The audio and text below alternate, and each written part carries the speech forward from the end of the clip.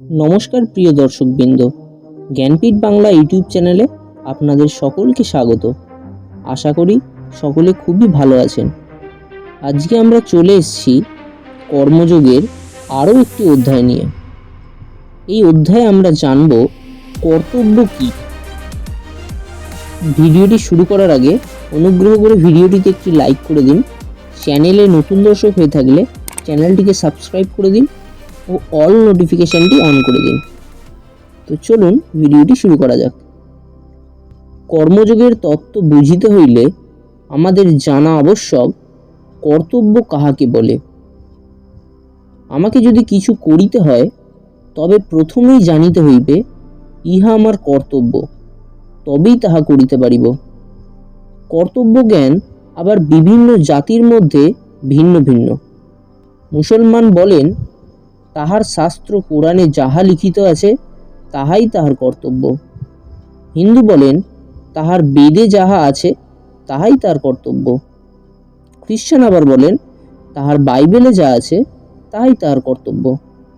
সুতরাং আমরা দেখিলাম জীবনের বিভিন্ন অবস্থায়, ইতিহাসের বিভিন্ন যুগে ও বিভিন্ন জাতির ভিতরে কর্তব্যের ভাব ভিন্ন ভিন্ন।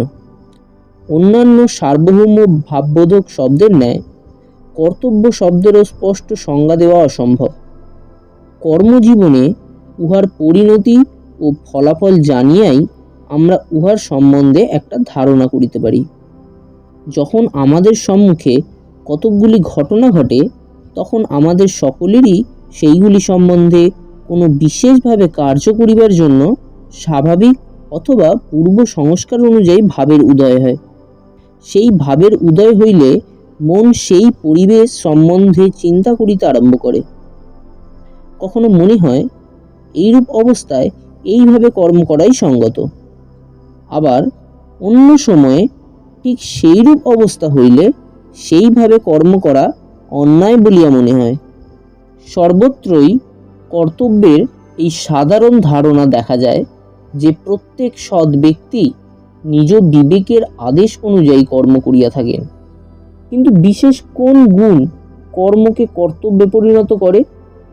যদি একজন খ্রিস্টান সম্মুখে গোমাংস পাইয়া নিজের প্রাণ রক্ষার জন্য আহার না করে অথবা অপরের প্রাণ রক্ষার জন্য তাহাকে না দেয়, তাহা হইলে সে নিশ্চয় বোধ করিবে যে তাহার কর্তব্যে অবহেলা হইয়াছে।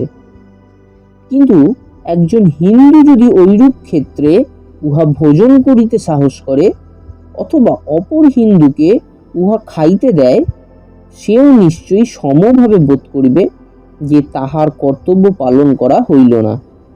হিন্দুর শিক্ষা ও সংস্কার তাহার হৃদয়ে ওই ভাব আনিয়া দেবে। গত শতাব্দীতে ভারতে ঠগ নামে কুখ্যাত দস্যু দল ছিল। তাদের ধারণা ছিল যাহাকে পাইবে তাহাকেই মারিয়া সর্বস্ব অপহরণ করাই তাদের কর্তব্য, আর যে যত বেশি লোক মারিতে পারিত সে নিজেকে তত বড় মনে করিত। সাধারণত একজন পথে বাহির হইয়া আর একজনকে গুলি করিয়া হত্যা করিলে অন্যায় কার্য করিয়াছে মনে করিয়া দুঃখ হইয়া থাকে। কিন্তু সেই ব্যক্তি যদি সৈন্যদলের অন্তর্ভুক্ত হইয়া শুধু একজনকে নয় 20 জনকে গুলি করিয়া হত্যা করে তবে সে আনন্দিতই হয় এবং ভাবে সে অতি সুন্দর রূপে তাহার কর্তব্য সম্পন্ন করিয়াছে। অতএব এটি বেশ সহজেই বুঝা যাইতেছে যে কি করা হইয়াছে বিচার করিয়া এই কর্তব্য নির্ধারিত হয় না। সুতরাং ব্যক্তি নিরপেক্ষভাবে কর্তব্যের একটি সংজ্ঞা দেওয়া একেবারে অসম্ভব।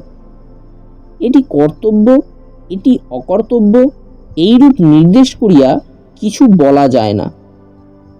তবে ব্যক্তি বা আধ্যাত্মের দিক হইতে কর্তব্যের লক্ষণ নির্ণয় করা যাইতে পারে। যে কোনো কার্য ভগবানের দিকে লইয়া যায় তাহাই সৎকার্য, এবং যে কোনো কার্য আমাদিগকে নিম্ন দিকে লইয়া যায় তাহা অসৎকার্য। আধ্যাত্মভাবের দিক হইতে দেখিলে আমরা দেখিতে পাই কতকগুলি কার্য আমাদিগকে উন্নত ও মহান করে, আর কতকগুলি কার্যের প্রভাবে আমরা অবনত ও পশু ভাবাপন্ন হইয়া পড়ি। কিন্তু সর্বাবস্থায় সর্ববিদ ব্যক্তির পক্ষে কোন কার্যের দ্বারা কিরূপ ভাব আসিবে তাহা নিশ্চয় করিয়া বলা সম্ভব নয়। তথাপি সকল যুগের, সকল সম্প্রদায়ের ও সকল দেশের মানুষ কর্তব্য সম্বন্ধে কেবল একটি ধারণা এক বাক্যে স্বীকার করিয়া লইয়াছে, এবং উহা এই সংস্কৃত শ্লোকার্ধে বর্ণিত হইয়াছে। পরোপকার পুণ্যায় পাপায় পরপীড়নম। ভগবদ্গীতা জন্ম ও অবস্থাগত কর্তব্যের কথা বারবার উল্লেখ করিয়াছেন। বিভিন্ন কর্মের প্রতি কোনো ব্যক্তির মনোভাব কিরূপ হইবে তাহা ওই ব্যক্তির বর্ণ, আশ্রম ও সামাজিক মর্যাদা অনুসারেই অনেকটা নিরূপিত হয়। এই জন্য আমাদের কর্তব্য যে সমাজে আমরা জন্মগ্রহণ করিয়াছি সেই সমাজের আদর্শ ও কর্মধারা অনুসারে এমন কাজ করা যাহা দ্বারা আমাদের জীবন উন্নত ও মহৎ হয়। কিন্তু এটি বিশেষভাবে স্মরণ রাখিতে হইবে যে সকল সমাজে ও সকল দেশে এক প্রকার আদর্শ ও কার্যপ্রণালী প্রচলিত নয়। এই বিষয়ে আমাদের অজ্ঞতাই এক জাতির অপর জাতির প্রতি ঘৃণার প্রধান কারণ। একজন মার্কিন ভাবেন তাহার দেশের রাজনীতি অনুসারে তিনি যাহা কিছু করেন তাহাই সর্বাপেক্ষা ভালো, এবং যে কেহ ওই রীতি অনুসরণ করে না সে অতি দুষ্ট লোক। কিন্তু হিন্দু ভাবে তাহার আচার ব্যবহারই শ্রেষ্ঠ ও সত্য, সুতরাং যে কেহ উহা অনুসরণ করে না সে অতি দুষ্ট লোক। আমরা সহজেই এই স্বাভাবিক ভ্রমে পড়িয়া থাকি, ইহা বড়ই অনিষ্টকর। সংসারে যে সহানুভূতির অভাব দেখা যায় তাহার অর্ধেক এই ভ্রম হইতে উৎপন্ন। আমি যখন প্রথম এই দেশে আসি তখন একদিন শিকাগো মেলায় ঘুরিয়া বেড়াইতেছিলাম। পিছন হইতে একজন লোক আমার পাকড়ি ধরিয়া এক টান মারিল। আমি পিছু ফেরিয়া দেখি লোকটির বেশ পরিষ্কার পরিচ্ছন্ন কাপড় চোপড়, তাহাকে বেশ ভদ্রলোকের মতো দেখিতে। আমি তাহার সহিত দু একটি কথা বলিলাম। আমি ইংরেজি জানি বুঝিবা মাত্র লোকটি খুব লজ্জিত হইল। আর একবার ওই মেলাতেই আর একজন লোক আমাকে ইচ্ছা করিয়া ধাক্কা দেয়। ওইরূপ করিবার কারণ জিজ্ঞাসা করাতে সেও লজ্জিত হইল। শেষে আমতা আমতা করিতে করিতে আমার নিকট ক্ষমা প্রার্থনা করিয়া বলিল, আপনি এইরূপ পোশাক পরিয়াছেন কেন? এই সকল ব্যক্তির সহানুভূতি তাহাদের মাতৃভাষা ও নিজেদের পোশাক পরিচ্ছদের গণ্ডির মধ্যেই সীমাবদ্ধ। দুর্বল জাতির ওপর সবল জাতি যে সকল অত্যাচার করে সেইগুলির অধিকাংশেরই কারণ এই কুসংস্কার সংজাত। ইহা দ্বারা মানুষের প্রতি মানুষের সৌহার্দ্য নষ্ট হয়। যে ব্যক্তি আমাকে জিজ্ঞাসা করিলেন আমি তাহার মতো পোশাক পরি না কেন, এবং আমার বেশের জন্য আমার সহিত অসদ্ব্যবহার করিতে চাইলেন, তিনি হয়তো খুব ভালো লোক, হয়তো তিনি সন্তানবৎসল পিতা ও একজন সজ্জন ব্যক্তি। কিন্তু যখনই তিনি ভিন্ন বেশ পরিহিত কাহকে দেখিলেন তখনই তার স্বাভাবিক সহৃদয়তা লুপ্ত হইয়া গেল। সকল দেশেই আগন্তুক বিদেশিদের শোষণ করা হয়, কারণ তাহারা যে জানে না নূতন অবস্থায় পড়িয়া কীরূপে আত্মরক্ষা করিতে হয়। ওই জন্য তাহারাও ওই দেশের লোকের সম্বন্ধে একটা ভুল ধারণা লইয়া যায়। নাবিক, সৈন্য ও বণিকগণ বিদেশে অদ্ভুত অদ্ভুত ব্যবহার করিয়া থাকে। নিজেদের দেশে ওইরূপ করিবার কথা তাহারা স্বপ্নেও ভাবিতে পারে না। এই কারণেই বোধ হয় চীনারা ইউরোপীয় ও মার্কিনগণকে বিদেশি শয়তান বলিয়া থাকে। পাশ্চাত্য জীবনের ভালো দিকগুলি দেখিলে তাহারা এইরূপ বলিতে পারিত না। সুতরাং একটি বিষয় আমাদের স্মরণ রাখা উচিত যে আমরা যেন অপরের কর্তব্য বিচার করিতে গিয়া তাহাদেরই চোখ দিয়া দেখি, যেন অপর জাতির আচার ব্যবহার আমাদের নিজেদের মাপকাঠি দিয়ে মাপিতে না যাই। আমি বিশ্বজগতের মাপকাঠি নই, আমাকে জগতের সহিত সামঞ্জস্য রক্ষা করিয়া চলিতে হইবে। সমগ্র জগৎ কখনো আমার ভাবের সহিত মিলিয়া মিশিয়া চলিবে না। অতএব দেখিতেছি পরিবেশ অনুসারে আমাদের কর্তব্যের ধারা পরিবর্তিত হয়। কোনো বিশেষ সময়ে যাহা আমাদের কর্তব্য, তাহা করাই এই জগতের শ্রেষ্ঠ কর্ম। প্রথমেই যেন আমরা আমাদের জন্মপ্রাপ্ত কর্তব্যের অনুসারে কাজ করি, তারপর সমাজে ও জীবনে আমাদের পদমর্যাদা অনুসারে যাহা কর্তব্য, তাহা করিতে হইবে। মনুষ্য স্বভাবের একটি বিশেষ দুর্বলতা এই যে মানুষ কখনোই নিজেকে পরীক্ষা করে না। সে মনে করে সেও রাজার ন্যায় সিংহাসনে বসিবার উপযুক্ত। যদি বা সে উপযুক্ত হয়, তথাপি তাহাকে আগে দেখাইতে হইবে সে তাহার সামাজিক অবস্থা অনুযায়ী কর্তব্য সম্পন্ন করিয়াছে, তবেই তাহার উপর উচ্চতর কর্তব্যের ভার অর্পিত হইবে। এই সংসারে যখন আমরা আগ্রহ সহকারে কাজ করিতে আরম্ভ করি, তখন প্রকৃতি আমাদিগকে চারিদিক হইতে আঘাত করে। তাহারই সাহায্যে শীঘ্রই আমরা আমাদের যথার্থ মর্যাদা খুঁজিতে পাই, বুঝিতে পারি কোথায় কাহার স্থান। যে যে কার্যের উপযুক্ত নয়, সে দীর্ঘকাল সন্তোষজনকভাবে সেই পদে থাকিতে পারে না। সুতরাং প্রকৃতি যেই রূপ বিধান করে, ইহার বিরুদ্ধে বিরক্তি প্রকাশ করিয়া কোনো ফল নাই। ছোট কাজ করিতেছে বলিয়াই যে একজন নিম্ন স্তরের মানুষ, তাহা নয়। সুতরাং কর্তব্যের প্রকৃতি দেখিয়া কাহারও বিচার করা উচিত নয়। যে যেভাবে সেই কর্তব্য নিষ্পন্ন করে, তাহার দ্বারাই তাহার বিচার করিতে হইবে। পরে আমরা দেখিব কর্তব্যের এই ধারণাও পরিবর্তিত হয়। আরও দেখিব যখন কর্মের পশ্চাতে স্বার্থ প্রেরণা থাকে না, তখনই মানুষ শ্রেষ্ঠ কর্ম করিতে পারে। তাহা হইলেও কর্তব্য জ্ঞানে কৃত কর্মই আমাদিগকে কর্তব্য জ্ঞানের অতীত কর্মে লইয়া যায়। তখন কর্ম উপাসনায় পরিণত হয়।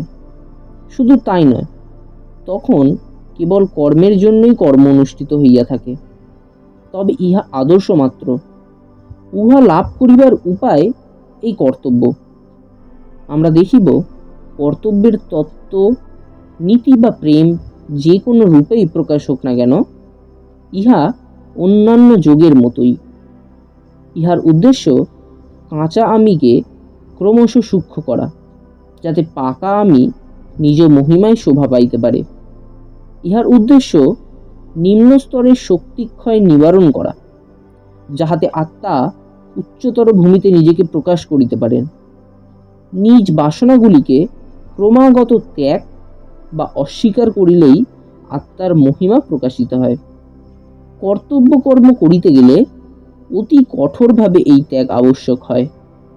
এই রূপেই জ্ঞাতসারে বা অজ্ঞাতসারে সমগ্র সমাজ সংহতি গড়িয়া উঠিয়াছে।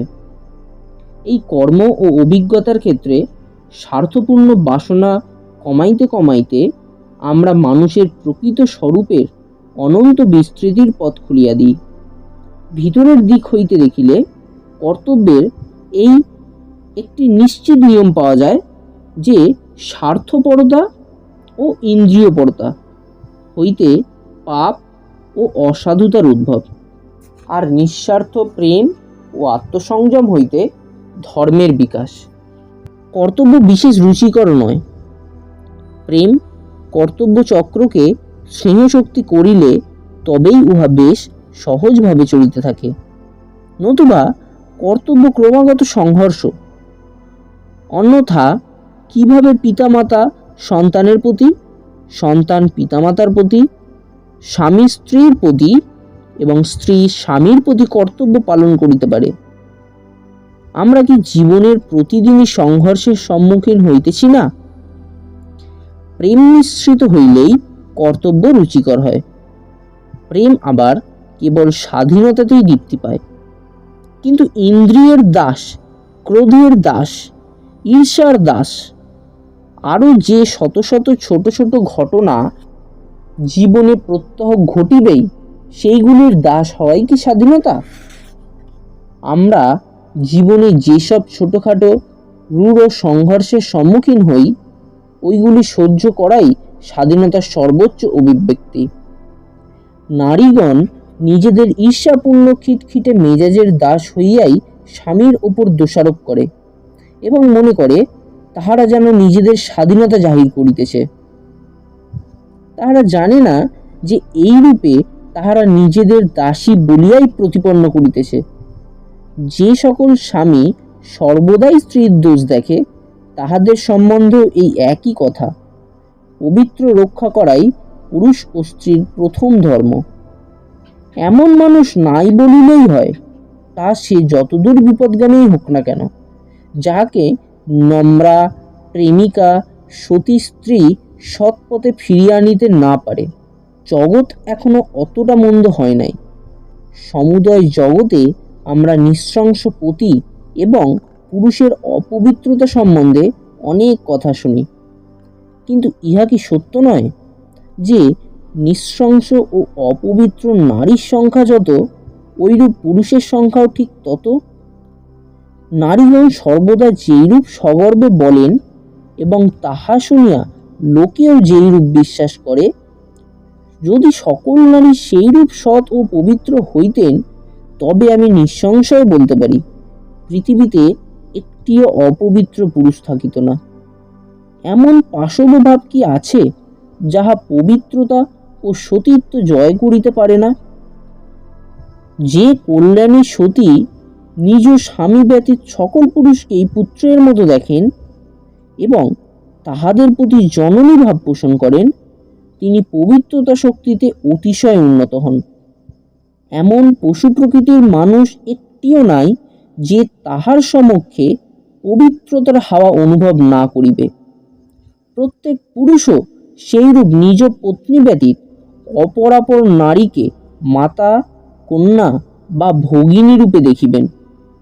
যে ব্যক্তি আবার ধর্মচার্য হইতে ইচ্ছুক, তিনি প্রত্যেক নারীকে মাতৃদৃষ্টিতে দেখিবেন এবং সর্বদা সেই রূপ ব্যবহার করিবেন। জগতে মায়ের স্থান সকলের উপরে, কারণ মাতৃভাবেই সর্বাপেক্ষা অধিক নিঃস্বার্থপরতা শিক্ষা ও প্রয়োগ করা যায়। একমাত্র ভগবত প্রেমে মায়ের ভালোবাসা অপেক্ষা উচ্চতর, আর সব ভালোবাসা নিম্নতর। মাতার কর্তব্য প্রথমে নিজ সন্তানের বিষয় চিন্তা করা, তারপর নিজের বিষয়। কিন্তু তাহা না করিয়া যদি পিতামাতা সর্বদা প্রথমে নিজেদের বিষয়ে ভাবেন, তবে ফল এই হয় যে পিতামাতা ও সন্তানের মধ্যে সম্বন্ধ দাঁড়ায় পাখি এবং তাহার ছানার সম্বন্ধের মতো। পাখির ছানাদের ডানা উঠিলে তাহারা আর বাপ মাকে চিনিতে পারে না। সেই মানুষই বাস্তবিক ধন্য, যিনি নারীকে ভগবানের মাতৃভাবের প্রতিমূর্তি হিসেবে দেখিতে সমর্থ।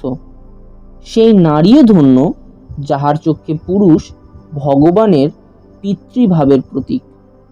সেই সন্তানেরাও ধন্য, যাহারা তাদের পিতামাতাকে পৃথিবীতে প্রকাশিত ভগবানের সত্তারূপে দেখিতে সমর্থ।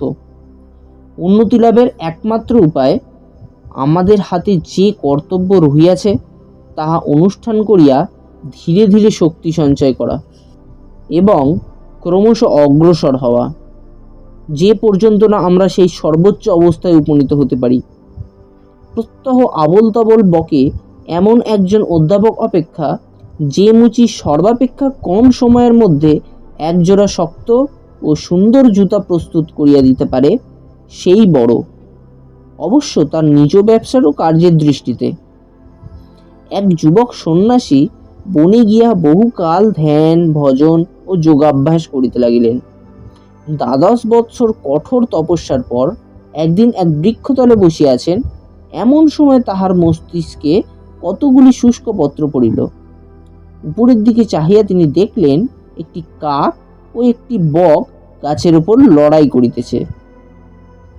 ইহাতে তাহার অত্যন্ত ক্রোধ হইল। তিনি বলিলেন, কি, তোরা আমার মাথায় শুষ্কপত্র ফেলিতে সাহস করিস? এই কথা বলিয়া ক্রোধে যেমন তাহাদের দিকে চাহিলেন, অমনি তাহার মস্তক হইতে একটি অগ্নিশিখা নির্গত হইয়া পক্ষীগুলিকে ভস্ম করিয়া ফেলিল। যোগের দ্বারা তাহার এমনই শক্তি হইয়াছিল। তখন তাহার বড় আনন্দ হইল। নিজের এইরূপ শক্তির বিকাশে তিনি আনন্দে একরূপ বিহল হইয়া পড়িলেন। ভাবিলেন, একবার মাত্র দৃষ্টি নিক্ষেপ করিয়া আমি কাকবক ভস্য করিতে পারি। কিছু পরে ভিক্ষা করিতে তাহাকে শহরে যাইতে হইল। একটি গৃহদ্বারে দাঁড়াইয়া তিনি বলিলেন, মা, আমাকে কিছু ভিক্ষা দিন। ভিতর হইতে উত্তর আসিল, বৎস, একটু অপেক্ষা করো। যোগী যুবক মনে মনে বলিতে লাগিলেন, হতভাগিনী, তোর এত দুস্পর্ধা, তুই আমাকে অপেক্ষা করতে বলিস? এখনো তুই আমার শক্তি জানিস না।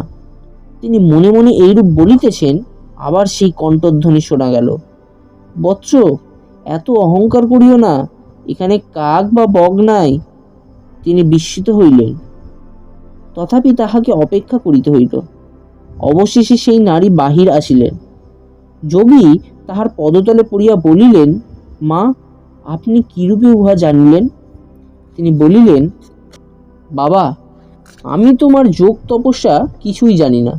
আমি একজন সামান্য নারী। তোমাকে অপেক্ষা করিতে বলিয়াছিলাম, কারণ আমার স্বামী পীড়িত। আমি তাহার সেবা করিতেছিলাম। সারা জীবন আমি কর্তব্য পালন করিবার চেষ্টা করিয়াছি। বিবাহের পূর্বে মাতা পিতার প্রতি কন্যার কর্তব্য পালন করিয়াছি। এখন বিবাহিতা হইয়া স্বামীর প্রতি আমার কর্তব্য করিয়াছি। ইহাই আমার যোগাভ্যাস। এই কর্তব্য করিয়াই আমার জ্ঞানচক্ষু খুলিয়াছে। তাহাতেই আমি তোমার মনোভাব ও অরণ্যে তোমার কৃত সমুদয় ব্যাপার জানিতে পারিয়াছি। ইহা হইতে উচ্চতর কিছু জানিতে চাও তো অমুক নগরের বাজারে চলে যাও। সেখানে এক ব্যাধকে দেখিতে পাইবে। তিনি তোমাকে এমন উপদেশ দিবেন, যাহা শিক্ষা করিলে তোমার পরম আনন্দ হবে। সন্ন্যাসী ভাবিলেন, ওই নগরে একটা ব্যাধের কাছে কেন যাব? কিন্তু যে ব্যাপার এখানে দেখিলেন, তাহাতে তার কিঞ্চিৎ চৈতন্যোদয় হইয়াছিল। সুতরাং তিনি পূর্বোক্ত উদ্দেশ্যে যাত্রা করিলেন। নগরের নিকটে আসিয়া বাজার দেখিতে পাইলেন। সেখানে দূর হইতে দেখিলেন এক অতি স্থূলকায় ব্যাধ বসিয়া বড় ছুরি লইয়া মাংস কাটিতেছেন।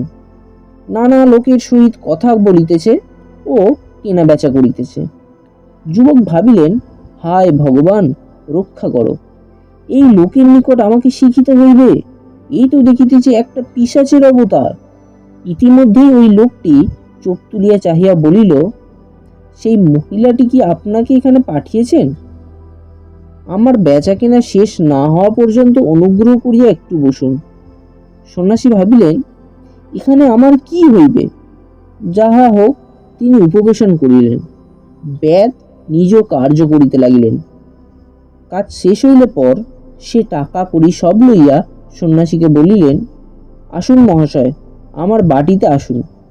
গৃহে উপনীত হইলে ব্যাধ তাহাকে একটি আসন দিয়া বলিল, একটু অপেক্ষা করুন। তারপর বাটির ভিতর গিয়া তাহার পিতামাতার হাত পা ধোয়াইয়া দিল, তাহাদিগকে খাওয়াইল, সর্বপ্রকারে তাহাদের সন্তোষ বিধান করিল। তারপর সন্ন্যাসীর নিকট আসিয়া একটি আসনে উপবেশন করিয়া বলিল, আপনি আমাকে দেখিতে আসিয়াছেন, বলুন, আমি আপনার কি করিতে পারি? তখন সন্ন্যাসী তাহাকে আত্মা ও পরমাত্মা সম্বন্ধে কতগুলি প্রশ্ন করিলেন। তাহার উত্তরে ব্যাধ যে উপদেশ দিল, মহাভারত গ্রন্থের অংশরূপে তাহা বেদগীতা নামে প্রসিদ্ধ। এই বেদগীতা চূড়ান্ত বেদান্ত, দর্শনের চরম সীমা। তোমরা ভগবদ গীতার নাম শুনিয়াছ, উহা শ্রীকৃষ্ণের উপদেশ। ভগবদ গীতা পাঠ শেষ করিয়া তোমাদের এই বেদ গীতা পাঠ করা উচিত। ইহা বেদান্ত দর্শনের চূড়ান্ত ভাব। বেদের উপদেশ শেষ হইলে সন্ন্যাসী অতিশয় বিস্মিত হইলেন এবং বলিলেন, আপনার এত উচ্চ জ্ঞান, তথাপি আপনি এই বেদ দেহ অবলম্বন করিয়া এইরূপ কুৎসিত কর্ম করিতেছেন কেন? তখন বেদ উত্তর করিল, বৎস, কোনো কর্মই অসৎ নয়, কোনো কর্মই অপবিত্র নয়। এই কার্য আমার জন্মগত, ইহা আমার প্রারব্ধ লব্ধ। আমি বাল্যকালে এই ব্যবসায় শিক্ষা করি। অনাসক্তভাবে আমি আমার কর্তব্যগুলি ভালোভাবে করিবার চেষ্টা করি। আমি গৃহস্থের ধর্ম পালন করি ও পিতামাতাকে যথাসাধ্য সুখী করিবার চেষ্টা করি। আমি যোগ জানি না এবং সন্ন্যাসীও হই নাই। আমি কখনো সংসার ত্যাগ করিয়া বনে যাই নাই। তথাপি সমাজে আমার অবস্থা অনুযায়ী কর্তব্য অনাসক্তভাবে করিয়াই আমার এই জ্ঞান জন্মিয়াছে। ভারতে এক জ্ঞানী মহাপুরুষ আছেন, তিনি উচ্চ অবস্থার যোগী। আমি জীবনে যেসব অতি বিস্ময়কর মানুষ দেখিয়াছি, ইনি তাহাদের একজন। ইনি এক অসাধারণ ব্যক্তি, কখনো কাহাকেও উপদেশ দেন না। কেউ কোনো প্রশ্ন করিলে তিনি তাহার উত্তর দিবেন না। আচার্যের পদ গ্রহণ করিতে তিনি অত্যন্ত সংকুচিত, কখনো উহা গ্রহণ করিবেন না। তাহাকে কোনো প্রশ্ন জিজ্ঞাসা করিয়া কিছুদিন অপেক্ষা করিতে হইবে। কথাবার্তার মধ্যে তিনি নিজেই সে বিষয় উপস্থাপন করিবেন এবং ওই তত্ত্ব সম্বন্ধে অপূর্ব আলোক সম্পাদ করিবেন। তিনি আমাকে একসময় কর্মের রহস্য সম্বন্ধে বলেন, জন সাধন তন সিদ্ধি। যখন তুমি কোনো কার্য করিতেছ, তখন আর অন্য কিছু ভাবিও না। পূজারূপে, সর্বোচ্চ পূজারূপে উহার অনুষ্ঠান করো এবং সেই সময়ের জন্য উহাতে সমগ্র মন প্রাণ অর্পণ করে দাও। দেখো, উক্ত গল্পে ব্যাত এবং নারী আনন্দে ও সর্বান্তকরণে নিজ কর্তব্য কর্ম করিতেন, ফলে তাহারা জ্ঞান লাভ করিয়াছিলেন। ইহা দ্বারা স্পষ্ট প্রমাণিত হইল, গার্হস্থ্য বা সন্ন্যাস যে কোনো আশ্রমের কর্তব্যই হোক না কেন, যথার্থ অনাসক্তভাবে অনুষ্ঠিত হইলে আমরা আত্মজ্ঞান বিষয়ক চরম অনুভূতি লাভ করিব। আমাদের কর্তব্য প্রধানত আমাদের পারিপার্শ্বিক অবস্থা দ্বারা নির্ধারিত হয়। কর্তব্যের ভিতর কিছু ছোট বড় থাকিতে পারে না। সকামকর্মী তাহার অদৃষ্টে যে কর্তব্য করিয়াছে তাহাতে বিরক্তি প্রকাশ করে। অনাসক্ত কর্মীর পক্ষে সকল কর্তব্যই সমান এবং ওইগুলি অমোঘ অস্ত্র হইয়া তাহার স্বার্থপরতা ও ইন্দ্রিয়পরতা বিনষ্ট করে এবং সাধক মুক্তির পথে অগ্রসর হয়।